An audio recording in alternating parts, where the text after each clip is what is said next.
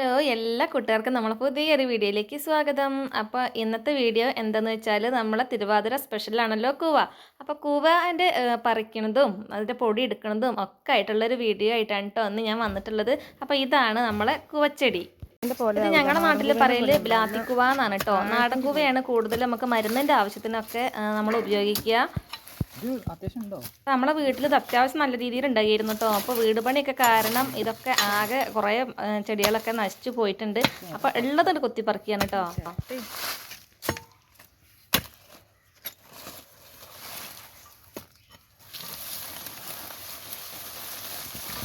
ഒന്നുമില്ലേ ഇതിൻ്റെ ഇങ്ങനെ തന്നെ ഉണ്ടാവുള്ളൂ. ഇതിങ്ങനെ ഓരോന്ന് പറിച്ച് നമ്മൾ കൂട്ടിയിട്ടാണ് ഒരു കുറേ പറിക്കുമ്പോൾ കുറേശ്ശൊക്കെ കിട്ടും. നമ്മളെ ആവശ്യത്തിനൊക്കെ ഉള്ള ഇതുണ്ടോ. ഇതാണ് നമ്മളെ കൂവ.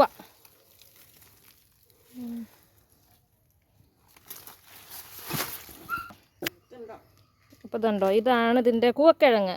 ഇതൊക്കെ നമുക്ക് എല്ലാ ചെടികളും ഇതുപോലെ പറിച്ചെടുത്തിട്ട് വരാം കേട്ടോ. ഇനി അപ്പോൾ ഇതിൻ്റെ പുറന്തോരൊക്കെ നമ്മൾ കളയണം കേട്ടോ ആദ്യം. പിന്നെ ഇങ്ങനെ ഒരു തൊലി ഉണ്ടാവും. ഇതൊക്കെ നന്നായിട്ട് തൊലിഞ്ഞ് കളഞ്ഞിട്ട് വേണം കഴുകി വൃത്തിയാക്കിയിട്ട് നമുക്ക് മിക്സിയിൽ അരച്ചിട്ട് കണ്ടോ.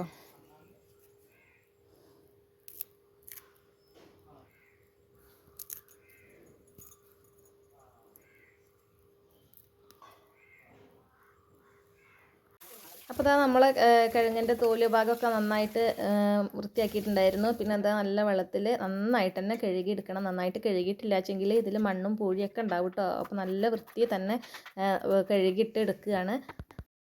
പിന്നെ നമ്മളിത് അരച്ചെടുക്കാൻ പോകുന്നത് നമ്മൾ മിക്സിയുടെ ജാറിലിട്ടിട്ടാണ് കേട്ടോ. അപ്പോൾ അതുകൊണ്ട് തന്നെ നന്നായിട്ട് ചെറുതാക്കി കൊടുക്കണം. അല്ലെന്നുണ്ടെങ്കിൽ നമ്മളെ മിക്സിയുടെ ജാറിനൊക്കെ വല്ല കേടുപാടും സംഭവിച്ചാലോ എന്ന് വിചാരിച്ചിട്ട് തന്നെ നല്ല രീതിയിൽ തന്നെ ചെറുതാക്കിയിട്ട് തന്നെയാണ് കേട്ടോ അരിഞ്ഞിട്ട് എടുത്തിട്ടുള്ളത്. അപ്പോൾ പിന്നെ അതാ ജാറിലേക്ക് നമ്മൾ അരിഞ്ഞ് വെച്ചിട്ടുണ്ടായിരുന്ന കുവ ഇട്ട് കൊടുക്കുകയാണ്. പിന്നെ അത് അരയ്ക്കാൻ ആവശ്യമായിട്ടുള്ള വെള്ളം കൂടി അത് ഒഴിച്ച് കൊടുക്കുകയാണ്. അതിന് ശേഷം നന്നായിട്ട് അത് അരച്ചിട്ടെടുക്കുകയാണ്. അപ്പോൾ നമ്മളെ കുവകളൊക്കെ നല്ലോണം എല്ലാതും അരച്ച് എടുത്തിട്ടുണ്ട് കേട്ടോ.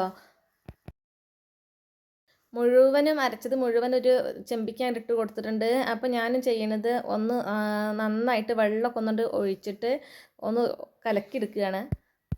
അപ്പോൾ കുറച്ച് വെള്ളമൊക്കെ ഒഴിച്ച് നന്നായിട്ട് ലൂസാക്കിയിട്ട് കലക്കിയെടുത്ത് കഴിഞ്ഞാൽ തന്നെ നമ്മളൊരു തുണി വിരിച്ച് ആയിക്കൂടെ വേഗം അങ്ങോട്ട് പോന്ന് കിട്ടും കേട്ടോ. അപ്പോൾ അതൊക്കെ ഞാനൊരു കോട്ടൻ്റെ തുണി നനച്ചെടുത്തിട്ടുണ്ട് കേട്ടോ. ഇനി അതിൻ്റെ വായ്ഭാഗം ഒന്ന് ജസ്റ്റ് ഒന്നുകൊണ്ട് കെട്ടി കൊടുക്കുകയാണ്. അതിന് ശേഷം പിന്നെ നമ്മൾ എടുത്ത് വെച്ചിട്ടുണ്ടായിരുന്ന ഈ കുവ കലക്കിയ വെള്ളം ഉണ്ടല്ലോ, അത് കുറേശ്ശെ കണ്ട് ഒഴിച്ച് കൊടുക്കുക. പിന്നെ ഈ കുവേൻ്റെ ചണ്ടികളൊക്കെ നന്നായിട്ട് പിഴിഞ്ഞതിന് ശേഷം മറ്റൊരു പാത്രത്തേക്ക് ഇട്ട് കൊടുക്കുക കേട്ടോ. ആ പാത്രത്തിൽ ഇടുന്നത് ഒന്നും കൂടി നമുക്ക് അരിച്ചെടുക്കേണ്ടതുണ്ട്. കാരണം എന്താ വെച്ചാൽ പൊടി വേസ്റ്റാക്കി കളയാൻ പറ്റില്ലല്ലോ. അപ്പോൾ ഓരോ പ്രാവശ്യം ഇങ്ങനെ ഇട്ട് അതിന് നിറയുന്ന സമയത്ത് ഞാൻ ഇതാക്കണം ഇങ്ങനെ നന്നായിട്ട് പിഴിഞ്ഞിട്ട് പിന്നെ ആ തുണി ഒന്ന് ക്ലീൻ ചെയ്തതിന് ശേഷം വീണ്ടും വായ്ഭാഗം കെട്ടിക്കൊടുത്തിട്ട് പിന്നെ നമ്മൾ ചെയ്യണ പോലെ തന്നെ കലക്കി അങ്ങനെ മാറ്റി വെക്കുന്നുണ്ട്.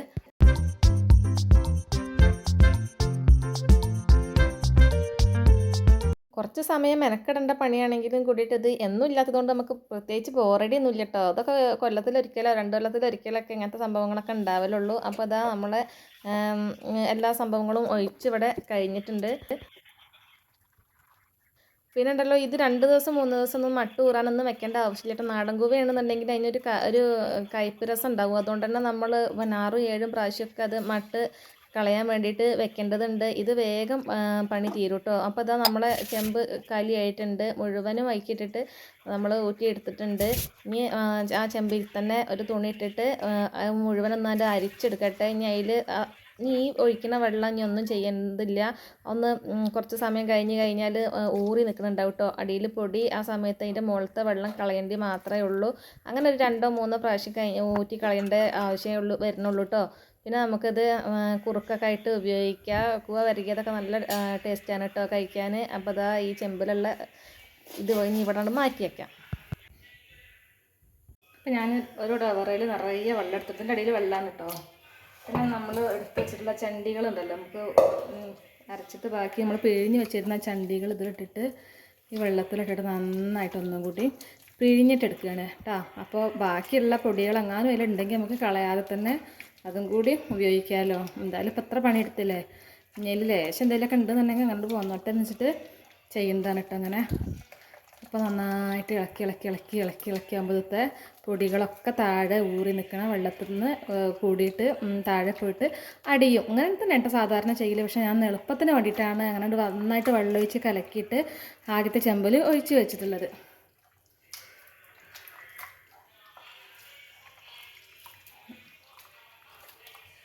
പിന്നെ നമ്മളെ നാടൻ കുവേൻ്റെ പോലെയല്ല, ബ്ലാത്തിക്കുവയ്ക്ക് അത്യാവശ്യം പൊടി ഉണ്ടാവും.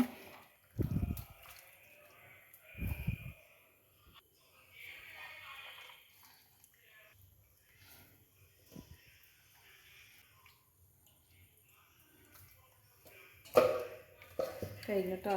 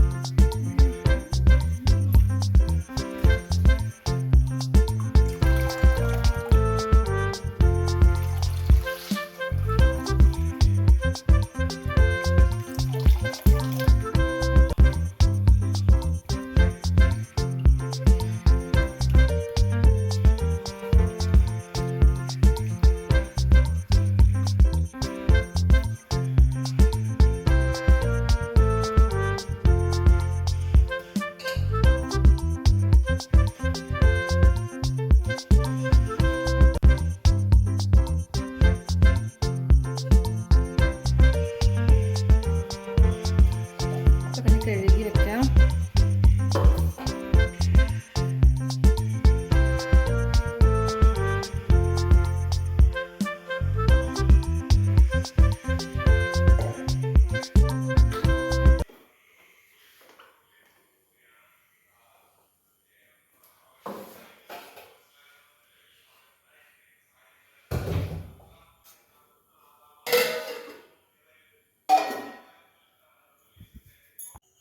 അപ്പോൾ ഇതാ നമ്മൾ ഊറാൻ വെച്ചിട്ടുള്ളതൊക്കെ ഒന്ന് തുറന്ന് നോക്കി കഴിഞ്ഞപ്പോൾ അതാ ഒരു മണിക്കൂർ ഒക്കെ കഴിയുന്ന സമയത്ത് തന്നെ ഞാൻ വന്ന് നോക്കി കഴിഞ്ഞപ്പോൾ അത് അത്യാവശ്യം നല്ല രീതിയിൽ തന്നെ ഊറിയിട്ട് നിൽക്കണുണ്ട് കേട്ടോ. അപ്പോൾ നമ്മളതിൻ്റെ മുകളിലത്തെ വെള്ളമൊക്കെ ഒന്നുകൊണ്ട് കളഞ്ഞു കൊടുക്കുകയാണ്. എന്നിട്ട് അതിൽ ഇത്തിരിയും കൂടി നല്ല വെള്ളമൊക്കെ ഒഴിച്ചിട്ട് ഒന്നുകൊണ്ട് ഊറാൻ വെക്കണം കേട്ടോ. അപ്പോൾ ഇതൊക്കെ പോണത് അതിൻ്റെ മട്ട് ഭാഗമാണ് കേട്ടോ. അതിന് ചെറിയൊരു കറിയൊക്കെ ഉണ്ടാവും. അപ്പോൾ അതൊക്കെയാണ് ഇപ്പോൾ ഈ പോണത്. പിന്നെ പൊടിഭാഗം ഇങ്ങനെ കലങ്ങി പോകാൻ സമ്മതിക്കേണ്ട കേട്ടോ. അപ്പോൾ അതിൻ്റെ അടിയിൽ ഒന്ന് നോക്കുന്ന സമയത്ത് ഒന്ന് നോക്കട്ടെ കേട്ടോ, എത്രത്തോളം പൊടി കട്ടിയിൽ കിടക്കുന്നുണ്ട് എന്നൊന്ന് നോക്കിയ സമയത്ത് ഇതാ ഇത്രയ്ക്ക് പൊടി ഊറി കിടക്കുന്നുണ്ട് കേട്ടോ. അപ്പോൾ ഇനി കുറച്ചുകൂടി വെള്ളമൊക്കെ ഒഴിച്ചിട്ട് നമുക്ക് ഒന്നും കൂടി കലക്കിയിട്ടാണ് മാറ്റി വയ്ക്കുക. ഒരു പ്രാവശ്യം കൂടി ഊറ്റി കഴിഞ്ഞാൽ മതി കേട്ടോ. നമ്മളെ കൂവപ്പൊടിയൊക്കെ അപ്പം തന്നെ റെഡിയാവും. അപ്പോൾ ഇതുപോലെയാണ് കൂവപ്പൊടി ഉണ്ടാക്കി വെക്കുക. ഇനി ഇത് നല്ല വെയിലുള്ള സമയത്ത് ഒന്ന് ഉണക്കാനും കൂടി വെക്കുക കേട്ടോ. ഊറി നിൽക്കുന്ന പൊടി കട്ടകളാക്കിയിട്ട്. പിന്നെ അപ്പോൾ ഇത് വെച്ച് കഴിഞ്ഞാൽ വർഷങ്ങളോളം നമുക്ക് സൂക്ഷിച്ച് വെക്കുക. ആവശ്യത്തിന് നമുക്ക് കലക്കിയിട്ട് വിരകിയതൊക്കെ ആക്കിയിട്ട് അങ്ങനെ ഉപയോഗിക്കുകയും ചെയ്യാം കേട്ടോ.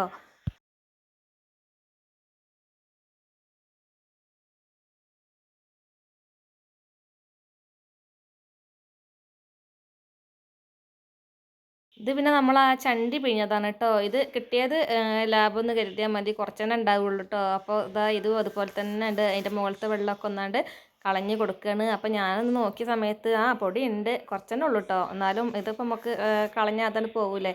അപ്പോൾ അങ്ങനെ ആക്കിയതുകൊണ്ട് ഇപ്പോൾ കുറച്ച് കിട്ടി.